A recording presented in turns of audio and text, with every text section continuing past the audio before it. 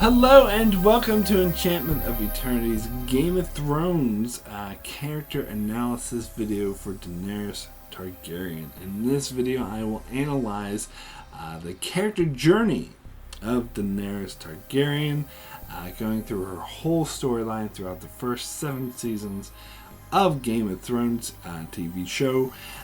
So I will be going through her storyline and giving my analysis on how this affected her character and the kind of journey that her character took. So this video is a part of a series of videos where I analyze a different character from Game of Thrones. So of course, obviously, there will be spoilers for the first 7 seasons of Game of Thrones.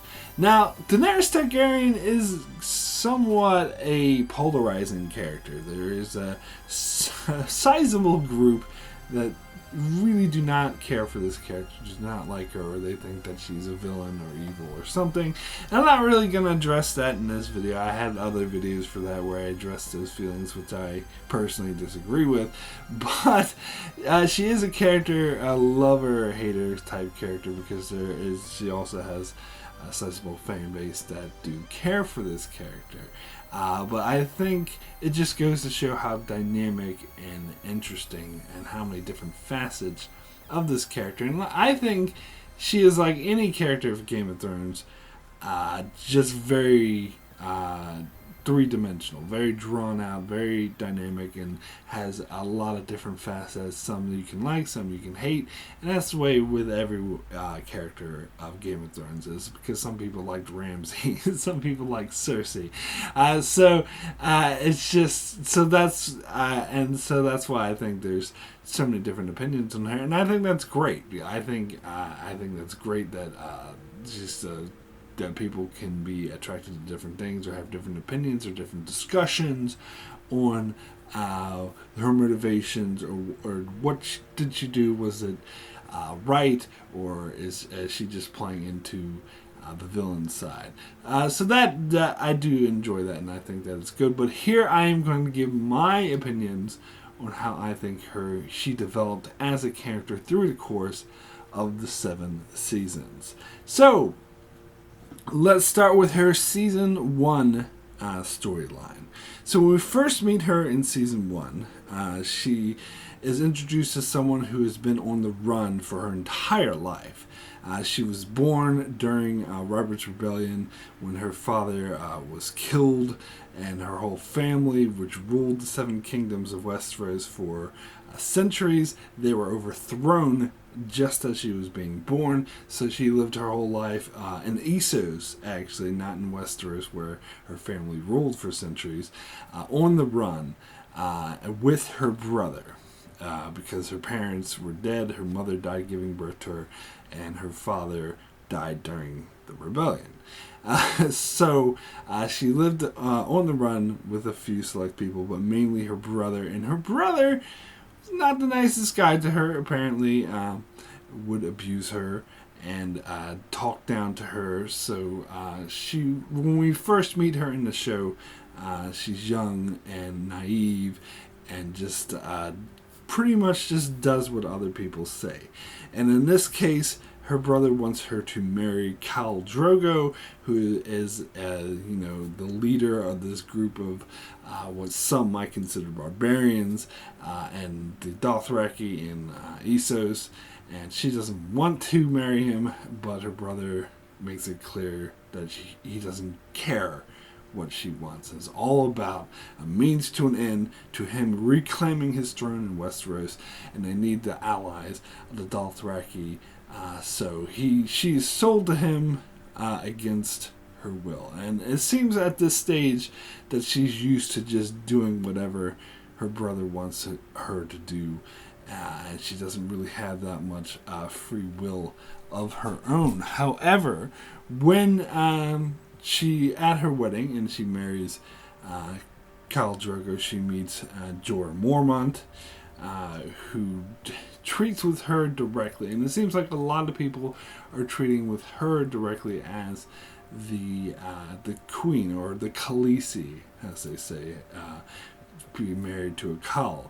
And so she starts to get a different dynamic in life, where she's realizing she has her own agency and she doesn't have to just always do what her brother says. Now, this, of course, angers her brother, who is used to her just always doing what he says and being subservient to her. But through being married to Khal Drogo and through meeting people like Jorah who treat her with respect, she finds her own strength. Now, her marriage with Drogo, of course, was very rough at first, as she was started out in the wedding night having to have sex with him, which was less than consensual, shall we say. But she learned to grow into this role and again use finding her strength, being treated like a queen, and was able to start behaving that way, and actually, in fact, ended up forming a bond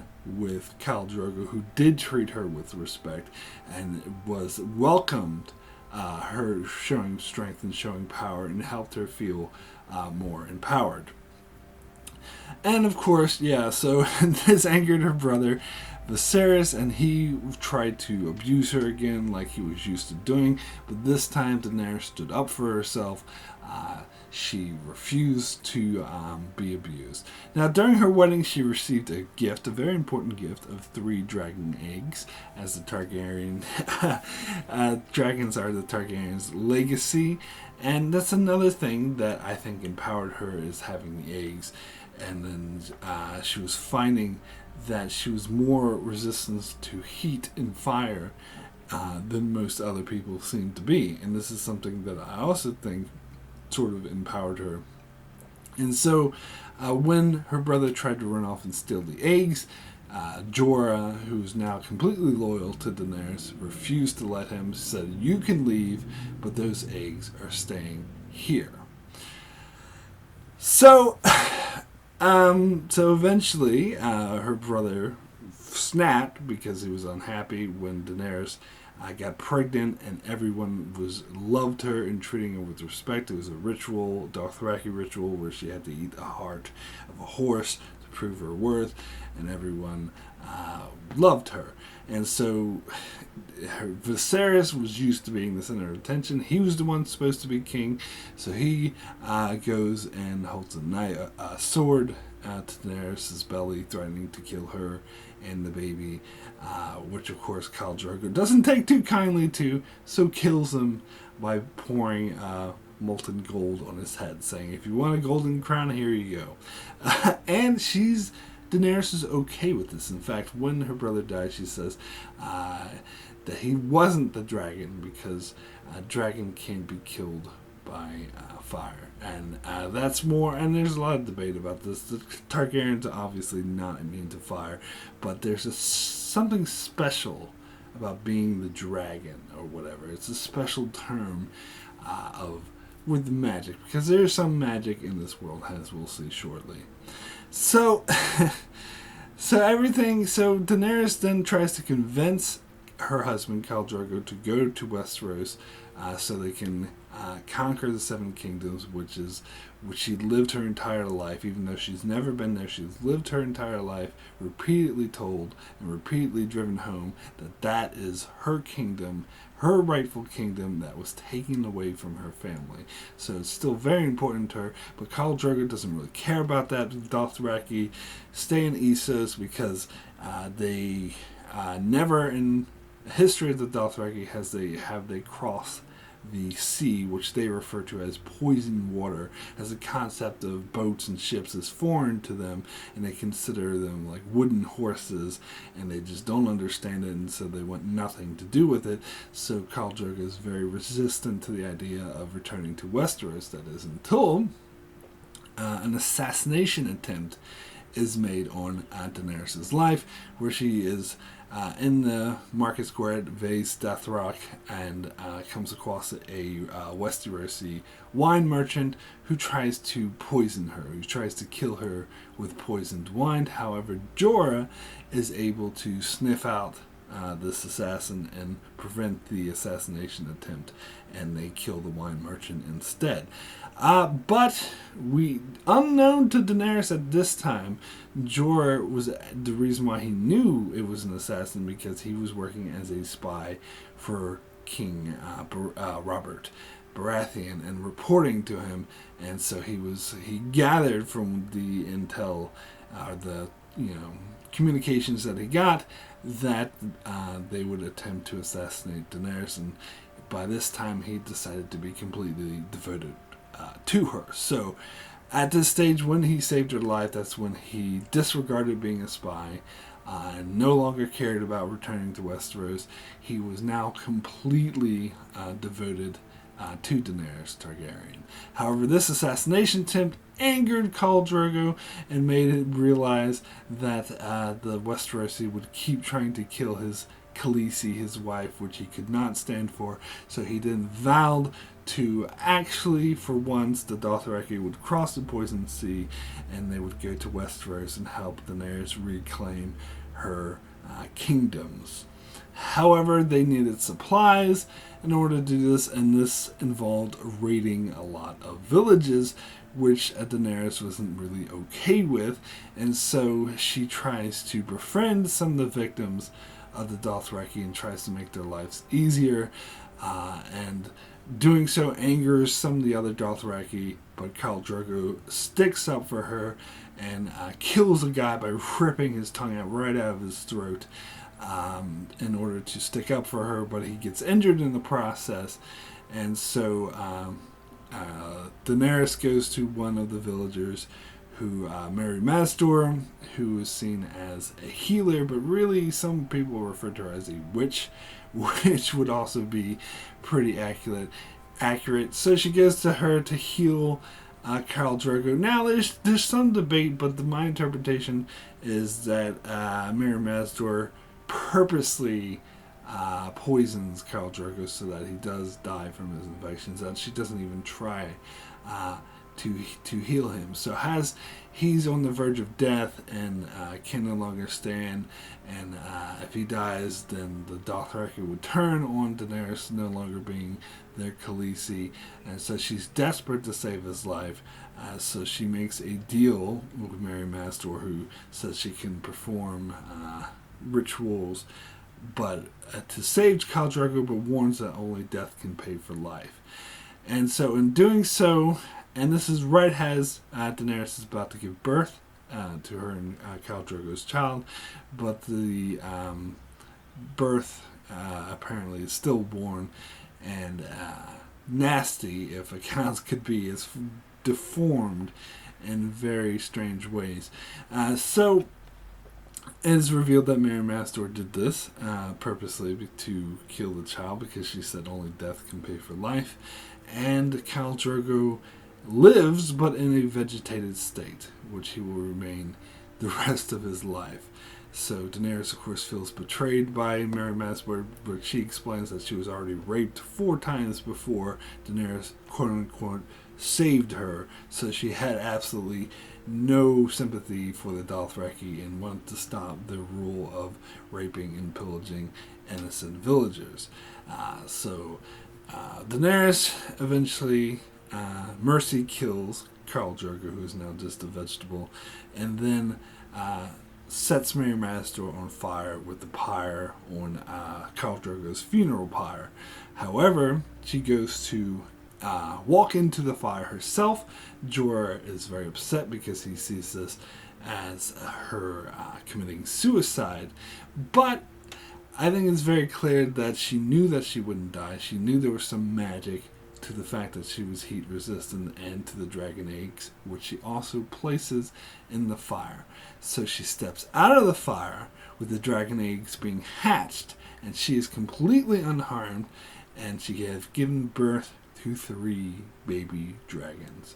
So everyone around them, all the Dothraki and Jorah, they are completely in awe at the sight of seeing her survive, walk out of fire with 3 dragons, which dragons have been extinct for centuries, at least 1 century, and so they all sort of worship her now. So that brings us to season 2. So in season 2, even though that was a great triumph for her to birth 3 dragons, survive a fire, they still have a very small group of Dothraki, and they are stuck wandering through the wasteland in eastern Essos, and they're still in danger, as any other Dothraki would kill her in order to make themselves look better, because she is now the widow of Khal Drogo, who is now dead. So she sends out some of her best men to try to find a safe path, as her group is starving in the desert, and several of them are killed while searching for a place to go. However, one of them tells a tale of a great, beautiful city that they can find refuge in. So she arrives at the city called Qarth, and tries to arrange passage into their gates. However, she's denied passage. Her and her group will likely starve to death and die in what is known as the Garden of Bones. The reign representative of the ruling council of the 13 of Qarth, the Spice King, refuses to grant her entry, but eventually, and she tries to breathe fire. She comes off as she tries to show her strength and be like, I'm the dragon, you must listen to me. But at this stage, she comes off more as a spoiled kid. Someone who is like, give me what I want. And she still hasn't truly found her strength yet, even though because she was used to being treated as a queen, as a Khaleesi. But now with that power gone, she's not really used to the different dynamic that she doesn't really have that much strength. And so people like the Spice King didn't really take her seriously. And the only reason that her and her group actually are granted entry into Qarth is because one man saw it as an opportunity to seize power. Because she did in fact have 3 dragons, and the Spice King didn't believe her, but this other man, Zarazan Doxos, did believe her, but he saw it as an opportunity for personal gain. And so it wasn't through her own strength that she managed to survive. It was just the luck of someone else's greed. So while she's in Qarth, she tries to navigate the politics of Qarth and tries to get ships to return to Westeros. She goes to the Spice King, but the Spice King is still very dismissive of her, and again she tries to reason with him. She tries to show her that she's magical and try to show her strength, but again it doesn't quite work, and he just dismisses her as a bratty little child. So it seems like her best option would be to marry Zarazan Doxos, who refers to himself as the richest man in Qarth, saying that will bring them both prestige and power. But she's very weary of this option, and Jorah in particular is very much against it, saying it would root her in Essos, that she needs to return to Westeros, and that she doesn't need to rely on other people because she will become too dependent on them, and she needs to find her own strength. So while they're debating this, however, she returns back to where she's staying and finds that her servants have been killed and her dragons have been stolen. And apparently they've been stolen by a group of warlocks who are the ones conspiring with Zarazan Doxos in order for them to capture the dragons, because they are sorcerers and their magic power grows much more powerful when the dragons are near, so they want to capture the dragons so they can remain powerful. So she goes to retrieve the dragons, and the warlocks had set a trap for her. So they think that they're ensnaring her and they're going to trap her in chains. But as she's walking through the warlocks' headquarters, known as the House of the Undying, she encounters some visions. She sees a vision of King's Landing in ruin, covered in snow. She has a vision that she's north of the wall, and so this sort of prophesizes where her storyline, or where she will be going in the future. And now, there's a lot of interpretations about this, particularly with the Iron Throne covered in snow and the King's Landing destroyed. Because some feel that is prophesizing that King's Landing will be destroyed and the Iron Throne is meaningless. I'm not so sure. It may be more metaphorical than literal, however. It could just be saying that the Iron Throne isn't her main destiny, and her main destiny is north of the wall. It doesn't necessarily mean King's Landing will be destroyed and covered in snow. And I think the covering in snow just foreshadows that the real threat is the White Walkers. But this is interesting foreshadowing that at this stage in her life, Daenerys isn't sure how to deal with.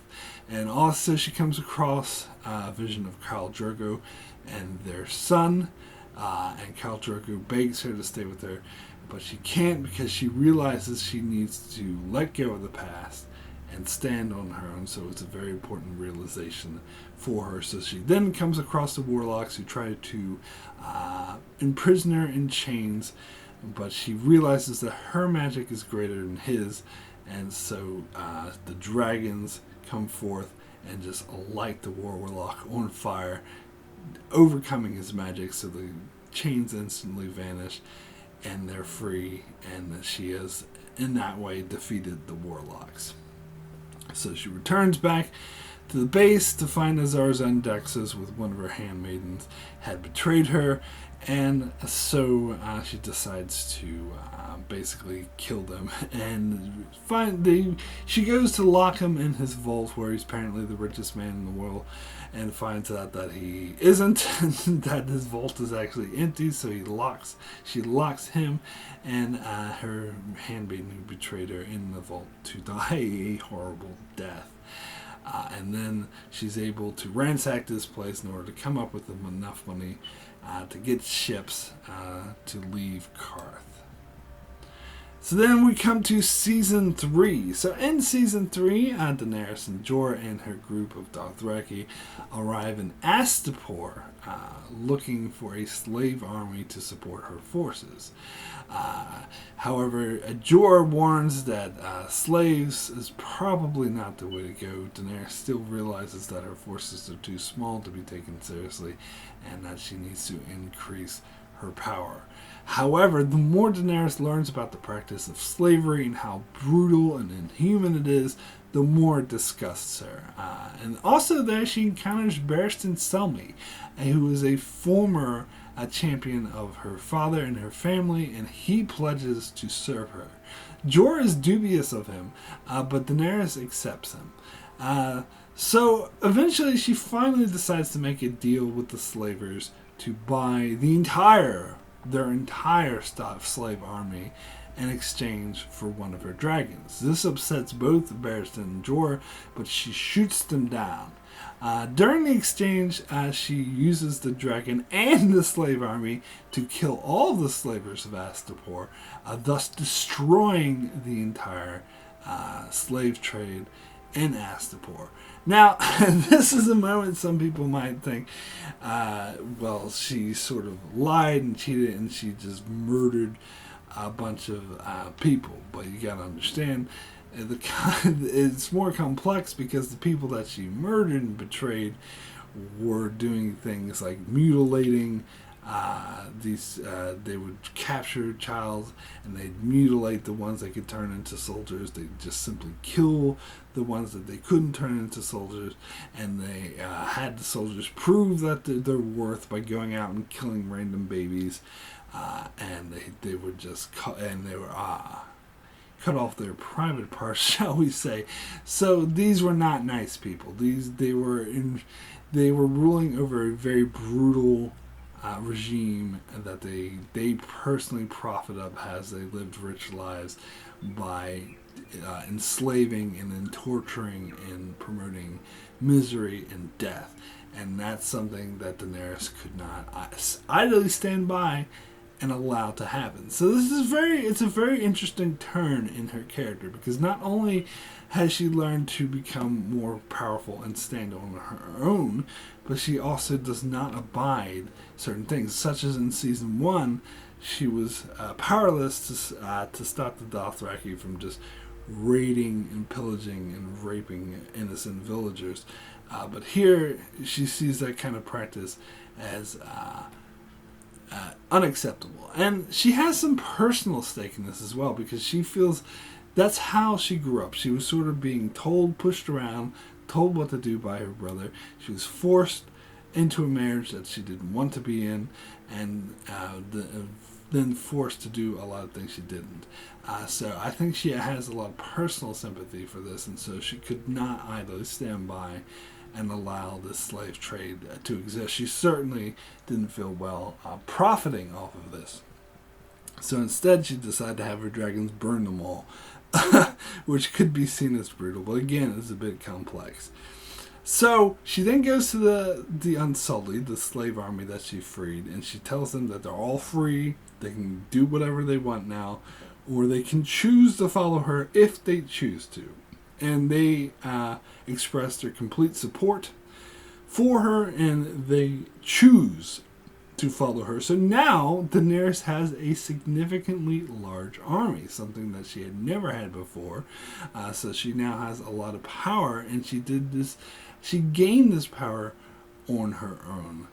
Some could say by being deceitful and burning everyone alive, but some could also say that she freed an oppressed people and thus did do the right thing. So she gains a trusted advisor, an interpreter named Missandei, who used to work for the slaver, but now completely supports her. And she tells the Unsullied to choose a general to represent them, so they choose a man who identifies himself as Grey Worm, who will become her chief general in charge of the Unsullied. So instead of returning to Westeros, she marches on to the other slave cities of Slaver's Bay to completely destroy, because she wants to completely annihilate and get rid of the slave trade. The next city she goes to is the city of Yunkai, where they mostly deal in bed slaves. She gives the leaders of Yunkai an ultimatum to free all their slaves or to be destroyed. They refuse to surrender. Instead, they send a mercenary group called the Second Sons after her. One of the lieutenants of this group, Daario Naharis, is ordered to kill Daenerys, but he's so enamored by her that he kills his captains instead, and then drops their severed heads in front of her and devotes himself to her, devotes himself and the Second Sons to her as their queen. So Jorah does not trust this guy, as he obviously betrayed his own captains, he betrayed his own people. But Grey Worm advises her to trust him. And I think Daenerys is kind of taken by him. I think she kind of has a thing for him at this point. She's impressed by his show of power and his devotion to her, or apparent devotion to her, as I say. So she decides to trust him. So she then sends him, Grey Worm, and Jorah on a mission to infiltrate Yunkai and open the gates to her forces, and it is in fact successful. So once the freed slaves of Yunkai are freed, she goes to them and says that their freedom is not hers to give, it is their own, and they can do whatever they want with it. But they all decide to celebrate her as a messiah, basically, as their savior. And the name that come up for her is Misa, which in Old Kaskari means mother. So that brings us to Season 4. So after taking Yunkai, Daenerys moves her forces to Meereen, the capital city of Slaver's Bay, which is responsible for the crux of the slave trade. So in order to completely smash the slave trade, she has to go to the largest city in Slaver's Bay, the capital. On her way there, the masters of Meereen torment her by crucifying a young slave at each mile marker. Once she arrives at Meereen with her massive forces, the city of Meereen sends out a champion to face one of Daenerys' champions. So she sends Daario Naharis, who defeats this champion with dirty tactics. Daenerys, instead of attacking the city, pleads to the slave population of the city, telling them how she just freed all the slaves of Astapor and Yunkai, and she can do the same for them. She then hurls a bunch of broken slave collars to prove this point. So again, this shows how important it is to her to appeal directly to the slaves that are treated as less than human, but she recognizes them as human and wants to see them free, wants to see this brutality ended. So it really proves, because she could choose to do anything at this point. She has a huge army. She has 3 dragons. It's very powerful. Instead of returning to Westeros, which had been her main drive her entire life, is returning to Westeros and regaining her kingdom. Instead of doing that, she sees a wrong, an injustice that she just cannot let stand. So instead, she makes it her main goal to put this brutal practice to an end.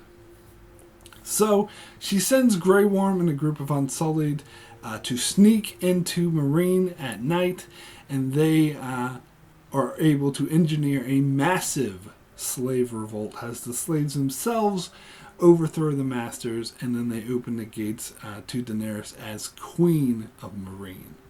Her first act as queen is to kill a random number of masters equal to the number of slave girls that they had crucified on her journey there. Barristan advises against this, saying that there's a risk of her becoming like her father, who was the Mad King, who eventually got overthrown because he was so mad with power and would just go around killing people at random. But Daenerys overrules him, so she won't listen to him, that she will answer injustice with justice. Basically saying that because they killed the random slave girls, they will reap the same thing. So her advisors then inform her that she could sail to Westeros now, as now they have a large fleet of ships, they have a large unsullied sources, they have mercenary sources, but Daenerys knows if she does leave Slaver's Bay, it will simply just fall right back into the control of the slavers. It will fall right back into slavery. So she says she will not abandon them, because her point was to free them, and so what is it worth that they just become slaves again? So she elects to stay in Meereen and basically learn how to rule. So as Queen of Meereen, she deals with a lot of day-to-day issues, meets with different counselors, finds it's a lot more tedious and a lot different being queen than she thought it was. And this is a very good learning experience, because up to this point, she'd only been like Khaleesi of a small group of Dothraki, and mostly it was ruled by Khal Drogo, who dealt with the day-to-day minutiae. And then she, of course, was like a refugee in Qarth, and then sort of begging for an army. But now she had amassed so much power, and mostly through war and burning people with their dragons and underhanded tactics like sneaking in people into the city.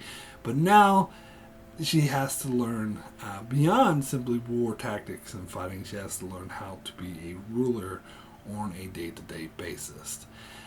So she meets with a master who is Hisdar Zolorak, and he requests permission to bury his father, who was an artisan of Meereen. And Daenerys says, "Oh, I am very proud that he was an artisan. He came up with all these nice sculptures. I would really like to meet him."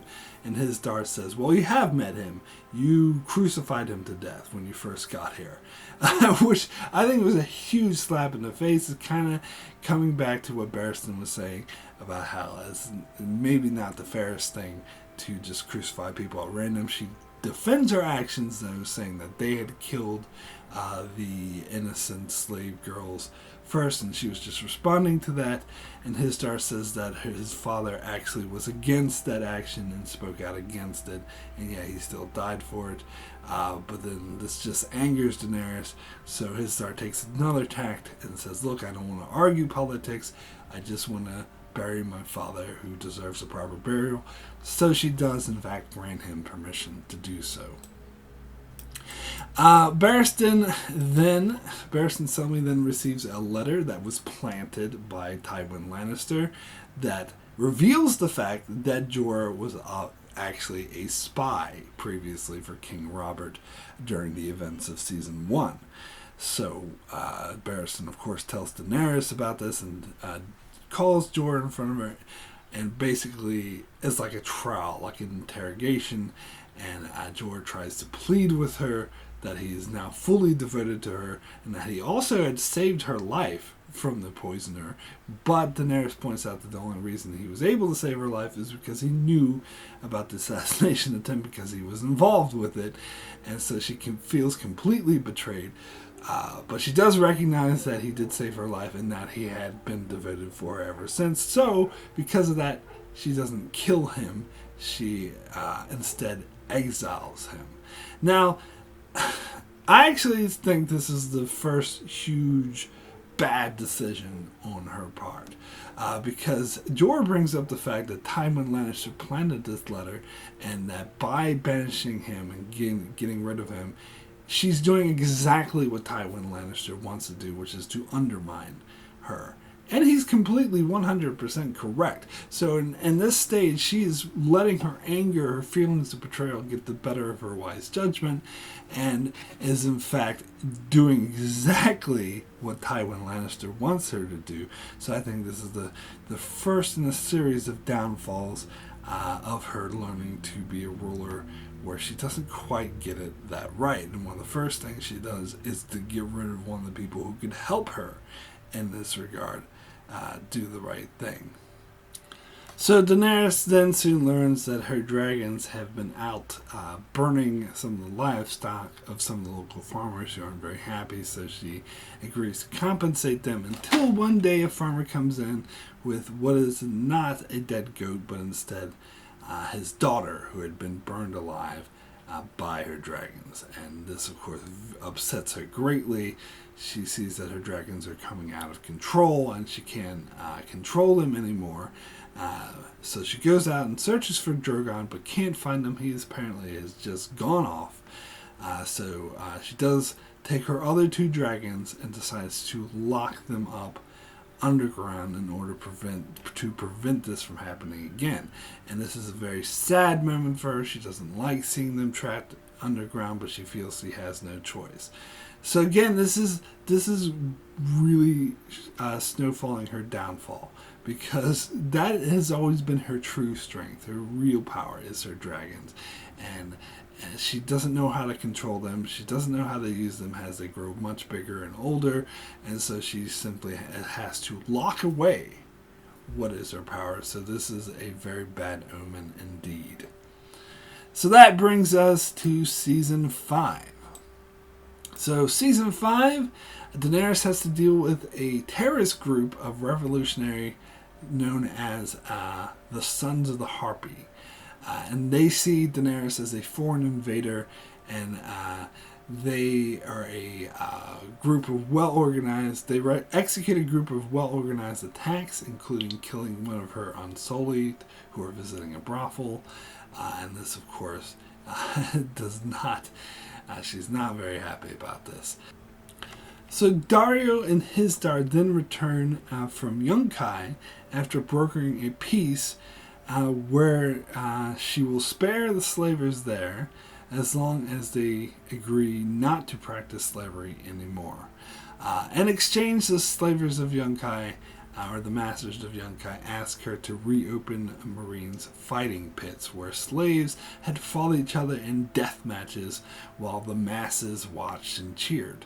Hizdahr Zolorak also insists that profusely, like repeatedly, that she reopen the fighting pits, but she outright refuses to do so, saying that she will not endorse blood sports and slaves killing one another, because there are no longer slaves in Meereen. Hizdahr insists that many of the freed slaves will still like to fight of their own free will, but she still refuses. However, the more people are killed by the Sons of the Harpy, and Daario manages to capture one of the killers, but Daenerys insists on giving this killer a free trial. One of Daenerys' advisors, a former slave, insists that the killer be executed, and when Daenerys refuses, he kills the man himself. And Daenerys has him executed, this former slave, in public. And this really just alienates. This is another massive blunder, massive misstep, because she's doing what she just sees. She's trying to be queen, trying to be fair and just, and not judging the political situation. I think she even, to his start at one point, says, when he brings up politics, she says, "I'm not a politician, I'm a queen." And that's actually her huge downfall, because she needs to be a politician in this very volatile city, which is really this whole area that she put in upheaval by conquering and overthrowing slavery. So by killing the former slave, this just inspires a lot of violence it just alienates her from the other former slaves who used to see her as a savior. They're starting to not see her so much as a savior, and this just incites and sparks the violence between the former slaves and the former slavers, and a lot of like a riot breaks out. So then more rounds of terrorist attacks from the Sons of Harpy come. They kill more Unsullied, including one fight in particular. Barristan Selmy and Grey Worm get caught up in the fight, and Barristan Selmy is killed, and Grey Worm is severely injured. So Daenerys, of course, is outraged after having lost her most valued advisor and nearly lost one of her generals.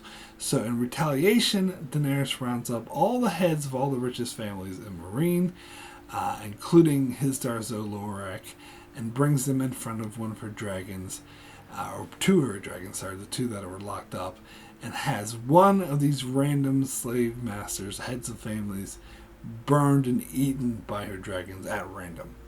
And she then locks the rest up and threatens that she could do the same to them in the future. So she doesn't know who's funding or who's in charge of the Sons of Harpy, who's funding them, who's supplying them, but she suspects it's the heads of the family, these noble families, and so she rounds them up and has them, one of them killed at random because she doesn't know which one. Now, this is a very controversial decision. Some people use this as an example to show that she is evil or brutal. I think it shows that she's naive and not sure how to be the leader. Now, you have to keep in mind that Daario this whole time has been suggesting that she do something like this, that she do just that she kill, that she fights back. She doesn't just let Sons of the Harpy get away with this. And so finally she listens to him after being so enraged of losing her most trusted advisor. Plus, at this stage, she doesn't, Jorah's gone, Barristan's gone, her only advisors left is Daario, who is just advising violence the entire time because that's all he knows, being a sellsword. Grey Worm is just a general, and Missandei is more of an interpreter, not sure of the way of politics. And so she lets the rage get the better of her because she doesn't have... Jorah and Barristan used to be the voice of reason who would talk her down from letting the rage get the better of her, but ironically the loss of Barristan is what sparks her to do this, which it could be debated whether this made things better or worse. I think it probably simply made things worse or didn't have any effect at all, because who knows if the person she had burned alive and eaten by her dragons had anything to do with the Sons of the Harpy. Perhaps he didn't.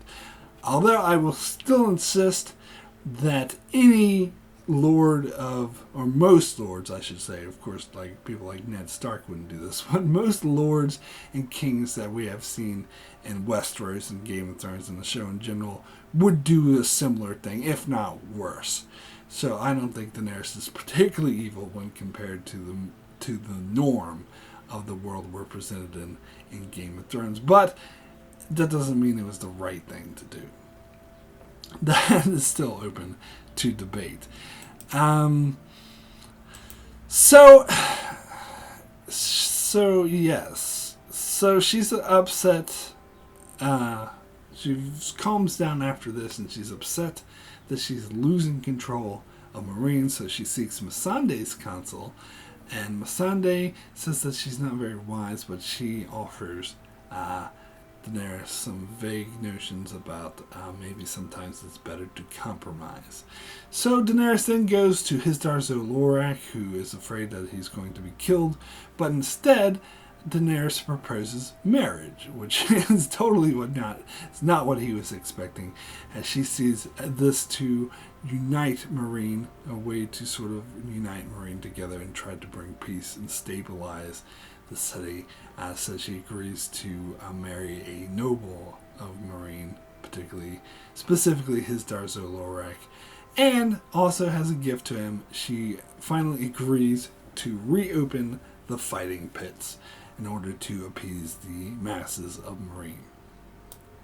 So Daario is very much against this marriage because he has since become Daenerys' lover, but Daenerys explains that it's just a political alliance, but Daario doesn't want to be her mistress.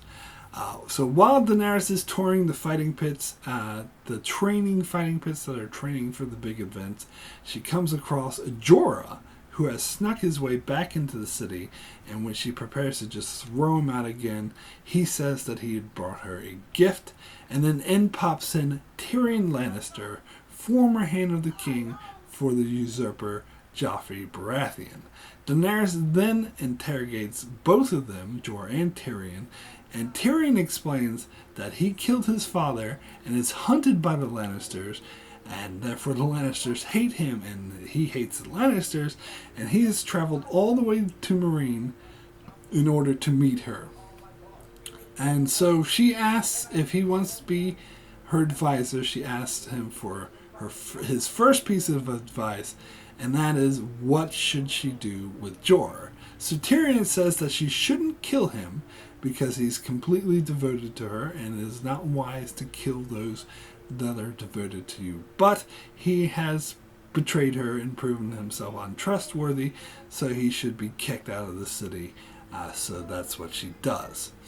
She then interviews Tyrion for the job of her advisor, and with Jorah and Barristan gone, it's a position that she desperately needs filled, and by the end, she finds him acceptable. And Tyrion, in fact, has proven himself to be a good advisor and very good at this role. So then the big day comes with the event at the fighting pits, where Daenerys is there with Hizdahr, Tyrion, Daario, and Missandei, and their sort of royal court as they preside over the big events, which Daenerys isn't very thrilled about, but she's playing her role for the betterment of Meereen. But then a fight starts with 6 different fighters, and she's shocked to find that Jorah is one of the fighters, but she doesn't stop the fight, and to their surprise, Jorah actually wins the fight, killing the other 5 competitors and thus surviving. But then after he wins, it appears that he's attacking Daenerys, but in fact he was defending her against an attack by the Sons of the Harpy, who just pop up everywhere all over the arena and just start killing people at will, including killing her fiancé Hizdahr zo Loraq. They eventually trap Daenerys and her advisors, encircling them on all sides, where it seems like they will fall eventually and that they're doomed because they're surrounded by the Sons of the Harpy, who have the upper hand. But just when it looks like there's no hope, Drogon shows up and lights the Sons of the Harpy on fire, fighting them off. Now, this shows that Drogon sort of has a connection with Daenerys that some might call it psychic or telepathic or whatever, but it's magical. It's something that we've seen established before, that Daenerys has this magical connection to fire and dragons, something that she's used in the past. So this shows that when she's at her most dire situation, that Drogon can sense that, so he comes by and he starts lighting the Sons of the Harpy on fire, seriously damaging their attack. So Daenerys then hops on Drogon's back and flies away to safety. So Daenerys then finds herself on a distant hilltop somewhere, and she tries to get Drogon to fly her back to Meereen, but he's too tired, doesn't seem to want to go. So then she goes out to look for food, something to eat, but she then finds herself surrounded by a giant Dothraki horde, which doesn't look too good for her. So that brings us to Season 6. So in Season 6, Daenerys is taken prisoner by this giant Dothraki horde, and they bring her to the lead, Khal, and this Khal insists, she insists to the Khal that she be returned to Meereen, but the Khal just threatens to rape her. He doesn't pay her any mind, but she then reveals that she used to be married to Khal Drogo. The Khal then apologizes to her, and saying that he shouldn't have said those things about her, but that she won't be returned to Meereen, that she has to go to Vaes Dothrak to live the rest of her life with the Doth Khaleen, as all widows of Khals do, as is tradition, Dothraki tradition. So she is then brought into Vaes Dothrak to Doth Khaleen, and she makes it clear she doesn't want to be there, but some of the Doth Khaleen there says that it's her only option, and her only other option is death. So later, Daario and Jorah show up to rescue her, but Daenerys insists that they won't get far, that Dothraki will just hunt them down. So she has another idea. So she asks for their help and her plan. So she then goes to meet with the Council of Khals, who will decide her fate, whether or not she'll be killed or entered into the Doth Khaleen. And she simply says that she is not going to join the Doth Khaleen, and she's not going to be killed. And it is, in fact, they are going to be killed, and she is going to be a powerful queen and ruler. And they just laugh at her and say that they're going to have all of their men rape her, have all their horses rape her, and then they're going to kill her. But then she starts tipping over these barrels of fire, these barrels of flame they have around the hut, setting the whole hut on fire, and they think that she's crazy. But Daario and Jorah seal all of the exits, preventing their escape. So all the Khals die. They all burn to death. But Daenerys emerges from the fire unharmed. Again, we see her magic and her connection with dragons and fire. So the Dothraki, all around, all the Dothraki everywhere, they bow to her as a magical figure, as a sort of religious icon or mystical figure, and so they completely devoted to her now. So they now are completely devoted to following her, whatever she wants to do. So she plans to take them to Westeros to reclaim the kingdoms for her, and she gives a similar speech that Khal Drogo gave in Season 1 about returning to Westeros. But what I think is pretty clear, and what has been established in her character, is that she's against raping and pillaging, she's against slavery, she's against any mistreatment of villagers. And this is a point I think maybe the show didn't hammer home enough, and something I think a lot of people missed, is that she is using the Dothraki for her own purposes, and she's not going to let them continue their normal ways of raping and pillaging, and that they will be okay with giving up these ways. And a lot of people think they wouldn't, but I think it's very clear that they would, because they see her as a god, basically, as a religious, someone who burned all their leaders, walked out completely unharmed. She's a powerful religious icon. They are going to do whatever she wants them to do. So they're completely devoted to her now, and it's fair to say that she will not let them simply go around raping and pillaging, because she's not okay with this. This has been firmly established.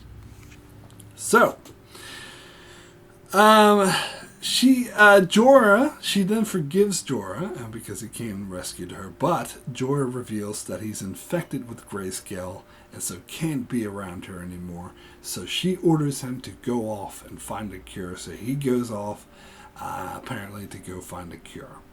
So then, as she returns to Meereen with all the Dothraki, she is reunited with Drogon, and she flies Drogon around, so that even makes the Dothraki even more devoted to her, because not only can she survive fire, she has this great breathing dragon. And the Dothraki are a race, a culture of horse masters, so they see a dragon as like the best, or like a magical horse. So again, completely devoted to her. So she flies Drogon to Meereen, and she returns to Meereen to find that the city is under siege by the slavers of Yunkai, Astapor, and Volantis. Tyrion explains that while she was gone, he had brought peace to Meereen, he'd made the city thrive again, and that's why the slavers are attacking. Because if Meereen thrives, that proves to the people that they don't need slavery, and the slavers don't want that. So Daenerys wants to kill all the masters, kill all the slavers, and burn their cities to the ground, but Tyrion talks her out of it, as she would just be punishing a lot of innocents. So he comes up with a better plan. Now again, some people might say, oh, Daenerys is the Mad Queen because she just wants to burn all the slavers alive. But I think that's actually a reasonable response, and I would insist a lot of Lords of Westeros would have the same reaction in the situation to being completely attacked under siege and they're hurling rocks and killing a bunch of her people. Was she supposed to say be nice about this? But Tyrion, so she still has what some would say like a fire within her, and I won't deny that. Instead, a lot of her solution is to just burn people with their dragons, but quite frankly, Targaryens have always been like that. Aegon Targaryen conquered the entire six of the seven kingdoms of Westeros by being unrelenting and burning people alive. But the situation's a bit different than that. It's a bit more complex, and Tyrion can see that. And plus, what Daenerys needs, and she is reasonable, she does listen to good advice, but she needs a good advisor. Jorah was very helpful in that role in the first 3 seasons before he got kicked out, and then Barristan Selmy took over that role once Jorah was gone. But when Barristan was killed, that role was empty, and so that's the main reason why Daenerys started going downhill, because she didn't have the voice of reason that she needs. But now Tyrion is here to be that voice of reason, and again, she is smart enough and receptive enough. See, a bad ruler would just reject any advice as, oh, I'm the queen, I'll do what I want. Cersei, sorry. But Daenerys is smarter than that. She knows to take on, she can see good advice when she sees it. And Tyrion, she can see that Tyrion's wise, that if she destroys their cities, she'll just be killing a lot of innocent people. Whereas instead of using a sledgehammer, she could use a scalpel. There's a better way to deal with them, but also at the same time showing her strength, which is also very important. So Daenerys calls a meeting with the masters, the 3 main leaders of Yunkai, Astapor, and Volantis, who are responsible for the attacks on her city, and they're being all arrogant and demanding her surrender. But she clarifies that she came here to discuss their surrender, not hers. And then she goes out and proceeds to destroy their entire fleet of ships with her dragons. And then the Dothraki show up and they slaughter all of the Sons of the Harpy.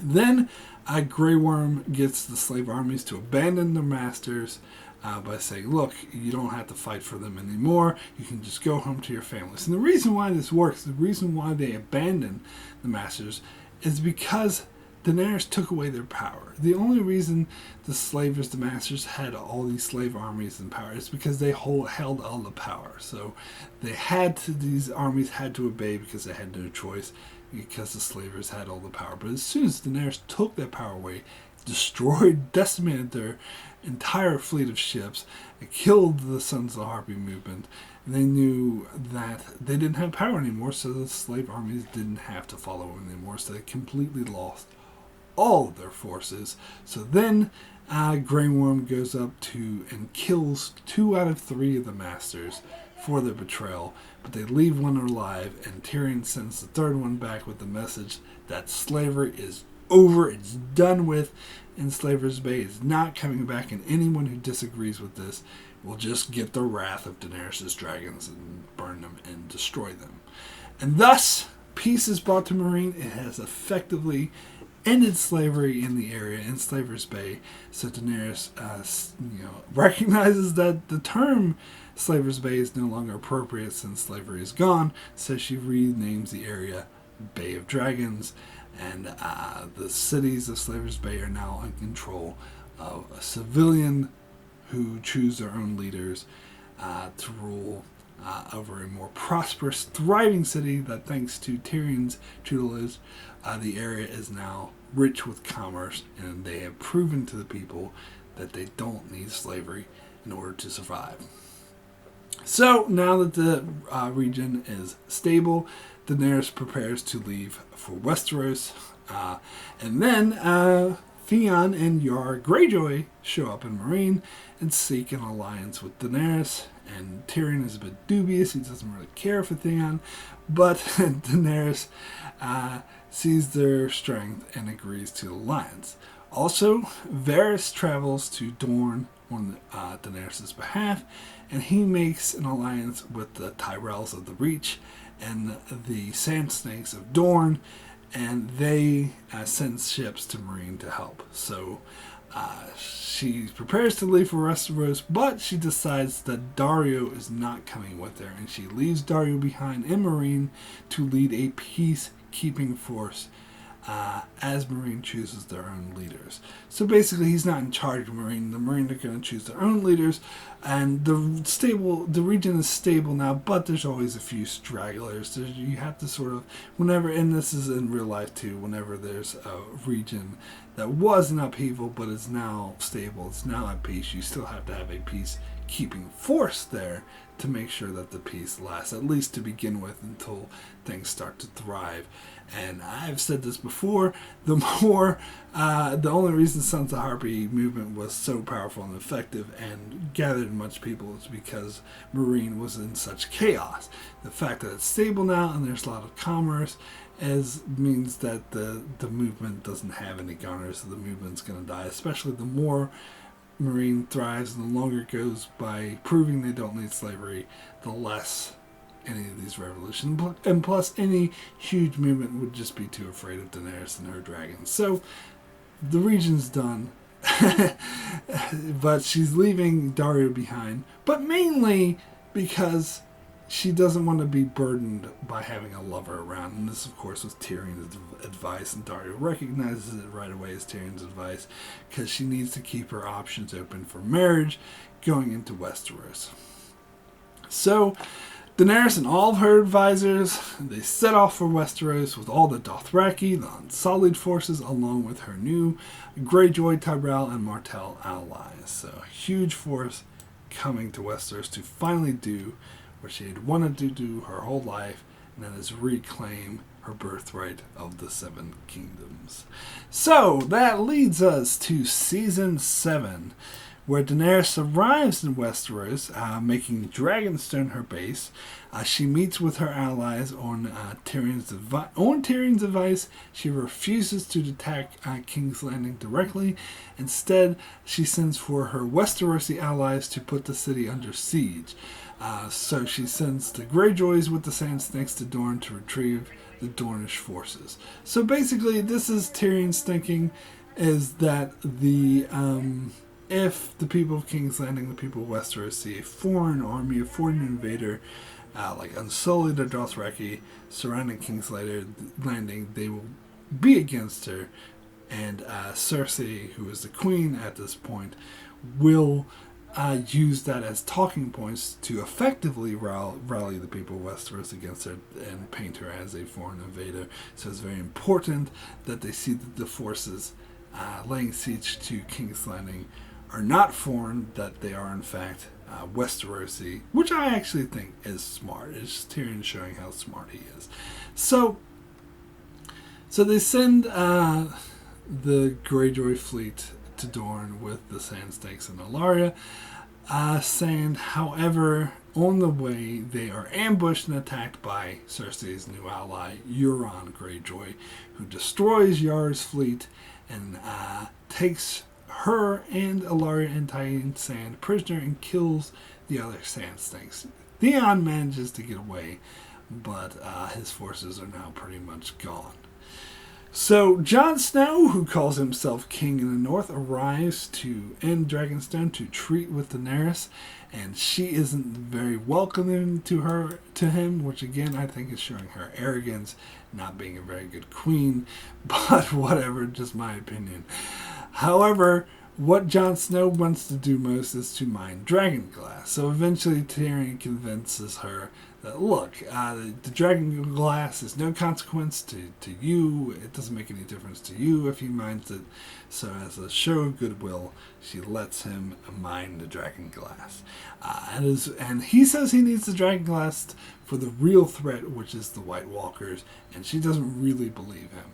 Which I'm a bit disappointed in her, because she should remember the vision that she had in the House of the Undying, which foreshadowed the wall, north of the wall, the snow, King's Landing being covered in snow. She probably should have taken that a bit more seriously. But Jon does slowly start to convince her that the White Walker threat is real, and Tyrion says that Jon is not a madman, and so if he says this, that he believes this threat is real, then it's probably real. So Tyrion then executes his plan to take Castle Rock from the Lannisters, which is their home base, by using the Unsullied, and it turns out to be successful. But it also turns out that the Lannisters let them have Castle Rock because it was a distraction, it was a ruse that Jaime Lannister used. So while the Unsullied were busy taking Castle Rock, he moved his Lannister forces south, and they took Highgarden and killed Lady Olenna. And so thus, Daenerys has lost all of her Westerosi allies. The Dornish allies were killed by Euron. Her Greyjoy allies also killed by Euron. And her Tyrell allies are now completely killed by the Lannisters. And the Highgarden was sacked. So she's not very happy about this. And so she insists on, again, just going to King's Landing with her dragons and killing Cersei. But Jon and Tyrion talk her out of it, saying that this will paint her in a very negative light. People will see her as a barbaric, evil leader, which I think some people do anyway, but whatever, getting into that. So she instead successfully executes an attack with her Dothraki and her dragons on the Lannister forces while they're taking the stolen goods back to King's Landing from Highgarden. So they have all these spoils of war that they took from Highgarden, and so Daenerys ambushes them while they're weak and very effectively wipes out their forces, decimating the Lannister army overall, which is shows how a very serious blow to the Lannisters. Jaime Lannister manages to escape with his life, but he's now aware that they do not stand a chance against her dragons. So Daenerys returns to Dragonstone and bonds with Jon Snow a bit more, and then Jorah returns to her after being cured of grayscale. So Tyrion then comes up with a plan in order to convince Cersei that the White Walker threat is real, by going north of the wall and capturing a white. She sends Jon and Jorah on this quest, and so they leave. However, later, Daenerys receives a letter that Jon and his group are trapped north of the wall, so she flies with her dragons to rescue them.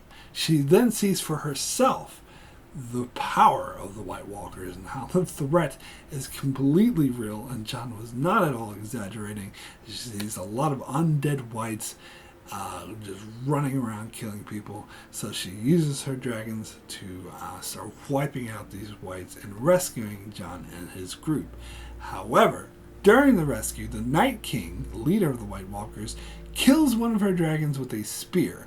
So this is a really shocking moment for her, because she had always seen that her magic was more powerful than anyone else's magic. She overcome the warlocks, she overcome the slavers of Slaver's Bay, but the Night King is a very different threat than she'd ever faced before, and she found that he, in fact, managed to kill one of her dragons, which was completely shocking to her. So now she knows where the real threat of Westeros lies. It's not with Cersei, it's with the Night King.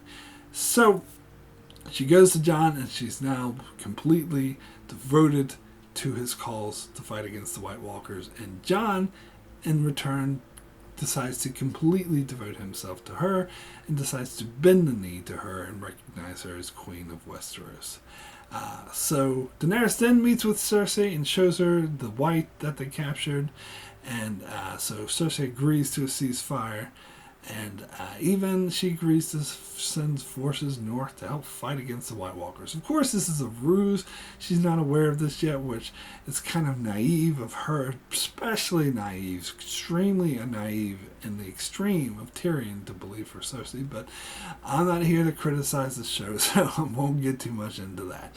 But anyway, so after apparently making this truce, she travels up north by boat travels up north with Jon Snow. Her and her forces all go up north. But while she's up on the boat with Jon Snow, they, shall we say, couple, which is interesting. So Jon Snow has sort of become her new lover. And this is a whole other thing of him actually being a Targaryen. So he's actually her nephew, and she's not aware of this at this stage, but they're both not aware of this at this stage, so that's something that will be covered in the final season 8, and how that affects anything.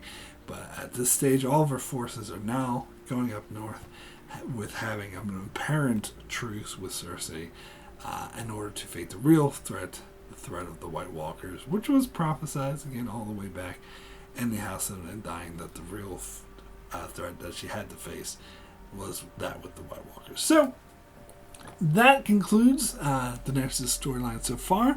So it's been an interesting character journey for Daenerys. She starts out as just a young, naive girl who's being pushed around and told what to do. She slowly starts to learn her own power. However, sometimes when she tries to execute that power, she still comes off as a bit naive and not as powerful as she thinks she is. But then through listening to wise advice from others, and deciding on her own what's the best way to show strength, she's able to amass a bunch of armies. She tries being queen in a foreign area for a while, which she's not very good at, especially when she loses her wise advisors. But through the help of smart advisors like Tyrion, she's able to regain her control, her foothold on Meereen, and is able to stabilize the region and remove slavery. Thus, she has affected things in the positive. So her ultimate goals, as she states in Westeros, is to help the common folk, is to stop the fighting that has decimated the continent, particularly for the past couple of years, ever since the War of the Five Kings, and to bring peace and stability to Westeros, which she had done. And Meereen, to be fair, although it was a lot of mistakes were made along the way, it was a very rocky road, and mainly she got there through the help with others as of Tyrion, but it does show how powerful she can be, and that when she has help, and that she's receptive to receiving this help. And of course, the way in which she gets there is often bloody, often involves killing a bunch of people, burning them alive with dragon, a lot of specific instances. A lot of people disagree with her choices for doing so, but pretty much any ruler of Westeros, anyone we've seen with any significant power in the entire history and show of Game of Thrones, had to have done stuff that is similar, that is just part of war. Now, however, her main focus is not just bringing stability to Westeros, but fighting against the ultimate threat, which is the threat of the North, the White Walkers. And so her stability, she is smart enough to recognize that this is the real threat. However, I think that and the loss of her dragon has sort of blinded her and let her again be a bit naive to Cersei's dealing. And I think Tyrion, of course, being the brother of Cersei, is a bit too close to the Lannisters, and he's also a bit naive to them. It's a shame that no one else is smart enough to recognize that they're being naive here, but as I said, not here to criticize season 7. Anyway, that is it for my character analysis of Daenerys Targaryen's character journey. I hope you enjoyed this. I will be back here every month with a different character analysis of a different character of Game of Thrones until Season 8 comes out. So be sure to check out my channel for that. Also check out my channel as I do many other videos and other shows like Star Trek, The Expanse, Lost, and more. So be sure to subscribe so you can keep up with all of that. And thanks a lot for watching.